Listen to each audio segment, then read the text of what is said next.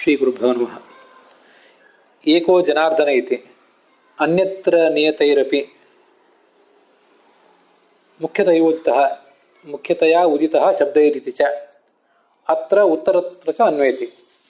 ಅಲ್ಲಿ ಅಣುಭಾಷ್ಯದಲ್ಲಿ ವಾಚ್ಯ ಏಕೋ ಜನಾರ್ದನಃ ಅಪಿ ಮುಖ್ಯತಯೋದಿತಃ ಶಬ್ದೈರತೋ ಅಂತ ಇತ್ಯಾದಿ ಏನಿದೆಯಲ್ಲ, ಇದನ್ನು ಇಲ್ಲಿ ಮತ್ತೆ ಮುಂದಿನ ವಾಕ್ಯದಲ್ಲೂ ಕೂಡ ಅನ್ವಯ ಮಾಡ್ಕೋಬೇಕು. ಈಗ ನನಗೆ ಇದನ್ನು ನೋಡ್ತಾ ಇರುವಾಗ ಇಲ್ಲಿ ಹೇಗೆ ಅನ್ವಯ ಮಾಡ್ಕೊಳ್ಳೋದು ಅಂತ ಅನ್ನೋದನ್ನು ಅವರೇ ತೋರಿಸ್ತಾರೆ. ಮುಂದೆ ಅಂತಂದ್ರೆ ಈ ಭಾಗವನ್ನು ಸಮಾಪ್ತ ಮಾಡುವಾಗ, 1ನೇ ಅಧ್ಯಾಯದ 4ನೇ ಭಾಗವನ್ನು ಸಮಾಪ್ತ ಮಾಡುವಾಗ ಅದನ್ನು ಹೇಳ್ತಾರೋ ಹೇಗೆ, ನನಗದಿನ್ನೂ ಸ್ವಲ್ಪ ಗೊಂದಲಕ್ಕೆ ಕಾರಣ ಆಯಿತು. ಆದ್ರಿಂದ ಉತ್ತರೋತ್ತರ ಅಂತ ಅನ್ನೋದು ಎಲ್ಲಿ ಅಂತ ನಂಗೆ ಈಗ ಸ್ಪಷ್ಟವಾಗಿ ಹೇಳಲಿಕ್ಕೆ ಆಗ್ತಿಲ್ಲ, ಅದು ನೋಡೋಣ. ಆದರೂ ಆ ಪ್ರಮೇಯ ತಿಳ್ಕೊಳ್ಳಿಕ್ಕೆ ನಮ್ಗೆ ಅದ್ರ ಸಮಸ್ಯೆ ಏನಿಲ್ಲ, ಆಯ್ತಾ. ಮುಂದೆ ಅವ್ಯಕ್ತ ಇತ್ಯುಪಲಕ್ಷಣಂ, ಅಲ್ಲಿ ಅಚ್ಯಕ್ತ ಅಂತಿದೆ ನೋಡಿ. ಪ್ರಿಂಟ್ನಲ್ಲಿ ಆ ಥರ ನನ್ಗಿದ್ರೆ ಅಚ್ಯಕ್ತ ಅನ್ನ ಬದಲಾಗಿ ಅವ್ಯಕ್ತ ಅಂತ ಮಾಡ್ಕೋಬೇಕು. ಅವ್ಯಕ್ತ ಕರ್ಮವಾಕ್ಯ ಇಷ್ಟ ಅಂತ ಹೀಗಿದೆಯಲ್ಲ, ಅವ್ಯಕ್ತ ಅಂತಂದ್ರೆ ಅವ್ಯಕ್ತ ಅಂತ ಆಚಾರ್ಯ ಹೇಳಿದಾರೆ ಶಬ್ದವನ್ನ. ಆದ್ರೆ ಅವ್ಯಕ್ತ ಅಂತ ಅನ್ನೋದು ಒಂದನ್ನೇ ತಗೊಳ್ಬಾರ್ದು, ಅದು ಇನ್ನು ಉಳಿದ ಶಬ್ದಗಳಿಗೆ ಸೂಚಕ. ಯಾವುದು ಅಂದ್ರೆ ಇದು ಶ್ರೀವಾಚಕವಾದಂತಹ ಲಕ್ಷ್ಮೀದೇವಿಯನ್ನು ಹೇಳುವಂತಹ ಉಳಿದ ಶಬ್ದಗಳಿಗೂ ಕೂಡ ಅದು ಸೂಚಕವಾಗಿದೆ. ಹಾಗಾದ್ರೆ ಅವ್ಯಕ್ತ ಅನ್ನೋದನ್ನೇ ಯಾಕೆ ಹೇಳಿದ್ದಾರೆ ಅಂದ್ರೆ, ಸ್ತ್ರೀವಾಚಿತೆಯ ಪ್ರಧಾನತ್ವಾತ್, ಲಕ್ಷ್ಮೀದೇವಿಯನ್ನು ಹೇಳುವಂತಹ ಶಬ್ದಗಳಲ್ಲಿ ಇದು ಪ್ರಧಾನ ಆದ್ದರಿಂದ ಇಲ್ಲಿ ಆ ಶಬ್ದವನ್ನು ತಗೊಂಡಿದ್ದಾರೆ.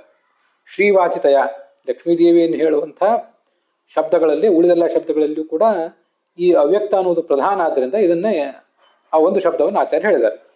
ಸರಿಯಾ. ಈ ಅವ್ಯಕ್ತ ಎಂಬ ಶಬ್ದದಿಂದಲೂ ಭಗವಂತನೇ ವಾಚ್ಯ ಅಂತ ಅಭಿಪ್ರಾಯ. ಹಾಗಾದ್ರೆ ಹೇಗೆ ಅವನು ಅವ್ಯಕ್ತ ಅಂತಂದ್ರೆ, ವ್ಯಕ್ತೋ ನಭವತಿ ಇತ್ಯವ್ಯಕ್ತ, ವ್ಯಕ್ತನಾಗಿಲ್ಲ ಅಂತ ಅರ್ಥ. ಅದರ ಅರ್ಥ ಅವ್ಯಕ್ತಾತ್ ಪುರುಷಃ ಪರಃ ಇತ್ಯಾದವು. ಅವ್ಯಕ್ತಾತ್ ಪುರುಷಃ ಪರಃ ಅಂತ ಏನು ಕಾಟಕೋಪನಿಷತ್ತಲ್ಲಿ ಶಬ್ದ ಬಂದಿದೆಯಲ್ಲ, ಅಲ್ಲಿ ಮತ್ತು ಇನ್ನು ಬೇರೆ ಕಡೆನೂ ಕೂಡ ಅಲ್ಲಿ ಏನೇನು ಶಬ್ದಗಳಿವೆ ಅಲ್ಲ, ಬೇರೆ ಬೇರೆ ಶಬ್ದಗಳು ಇರ್ತಾವ ಅಲ್ಲೆಲ್ಲ. ವಾಚ್ಯನಾದವನು ಜನಾರ್ದನನೇ, ಮುಖ್ಯತೆಯ ಏಕಃ ಜನಾರ್ದನ ವಾಚ್ಯ, ಅವನೇ ವಾಚ್ಯನಾಗಿದ್ದಾನೆ. ಅವನು ಯಾಕೆ ಅಂತಂದ್ರೆ ಈ ಎಲ್ಲಾ ಪ್ರವೃತ್ತಿ ನಿಮಿತ್ತಗಳಿಂದ ಕೂಡಿದವನು ಕೂಡ ಅವನೇ ಆಗಿದ್ದಾನೆ.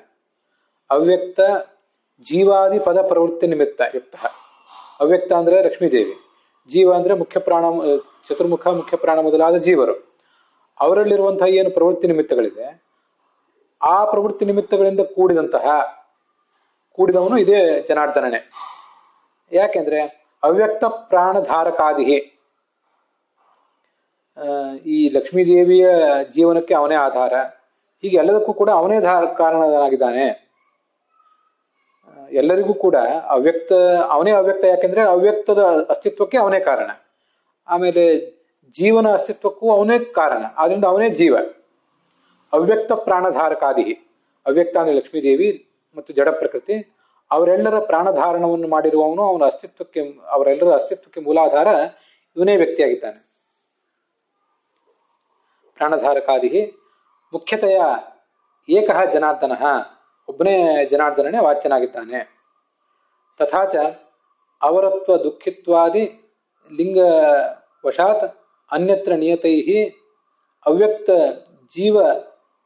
ಜೀವ ಬದ್ಧಾದಿ ಶಬ್ದೈ ಮುಖ್ಯತೆಯ ಪರಮ ಮುಖ್ಯತೆಯ ವಾಕ್ಯ ಜನಾರ್ದನ.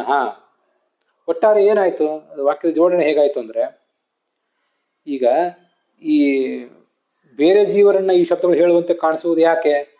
ಅವರತ್ವ ಇರುವುದು ಜೀವರಲ್ಲಿ, ಹಾಗೆ ದುಃಖಿತ್ವ ಇರುವುದು ಕೂಡ ಜೀವನಲ್ಲಿ. ಹೀಗೆ ಅವರತ್ವ ದುಃಖಿತ್ವ ಮೊದಲಾದ ಲಿಂಗಗಳು, ಹೇತುಗಳು, ಅವುಗಳ ಕಾರಣದಿಂದಾಗಿ ಅನ್ಯತ್ರ ನಿಯತೈ, ಬೇರೆ ಯಾರನ್ನೋ ಪರಮಾತ್ಮನ ಬಿಟ್ಟು ಬೇರೆಯವರನ್ನ ಹೇಳುವಂತೆ ಅನ್ಯತ್ರ ನಿಯತೈ, ಅಲ್ಲಿ ಮಾತ್ರ ನಮಗೆ ಕಾಣಿಸ್ತೇವೆ ಈ ವ್ಯವಹಾರದಲ್ಲಿ. ಪರಮಾತ್ಮನೆಂದು ದುಃಖಿ ಅವರ ಅಂತ ಯಾರು ಕರೆದಿಲ್ಲ, ಅದನ್ನು ಇಲ್ಲಿ ಮಾತ್ರ ಅವು ನಿಯತವಾಗಿವೆ. ಅಂಥ ಅವ್ಯಕ್ತ ಜೀವ ಬದ್ಧ ಮೊದಲಾದ ಶಬ್ದಗಳಿಂದ ಮುಖ್ಯತೆಯ ಅಂದ್ರೆ ಪರಮ ಮುಖ್ಯತೆಯ ವೃತ್ತಿಯಿಂದ ಏಕಃ ಜನಾರ್ದನೇವ ಉಚಿತ ಹೇಳಲ್ಪಟ್ಟಿದ್ದಾನೆ. ನತು ಪ್ರಧಾನಾದಿ ಅವ್ಯಕ್ತಾದಿ ಶಬ್ದ ಪ್ರವೃತ್ತಿ ನಿಮಿತ್ತಸ್ಯ ವಿಷ್ಣು ಸತ್ವೇ ತಚ್ಛಬ್ದೈ ಉಚಿತತ್ವಸ್ಯ ಅವಶ್ಯಕತ್ವಾದಿತಿ ಭಾವ. ಅವ್ಯಕ್ತ ಜೀವ ಮೊದಲಾದ ಶಬ್ದಗಳು ಏನನ್ನ ಪ್ರವೃತ್ತಿ ನಿಮಿತ್ತವನ್ನು ಇಟ್ಕೊಂಡು ಹೊರಟಿವೆಯಲ್ಲ, ಆ ಪ್ರವೃತ್ತಿ ನಿಮಿತ್ತಗಳು ವಿಷ್ಣುವಿನಲ್ಲಿ ಇವೆ ಅಂತ ಆದಮೇಲೆ ಆ ಶಬ್ದಗಳಿಂದ ಅವನು ವಾಚ್ಯನಾಗುವುದು ಸಹಜವೇ. ಆದ್ರಿಂದ ಅದರಲ್ಲಿ ಯಾವುದೇ ಸಮಸ್ಯೆ ಇಲ್ಲ. ಅಲ್ಲಿಗೆ ಈ ಭಾಗ ಸಮಾಪ್ತವಾಗಿದೆ.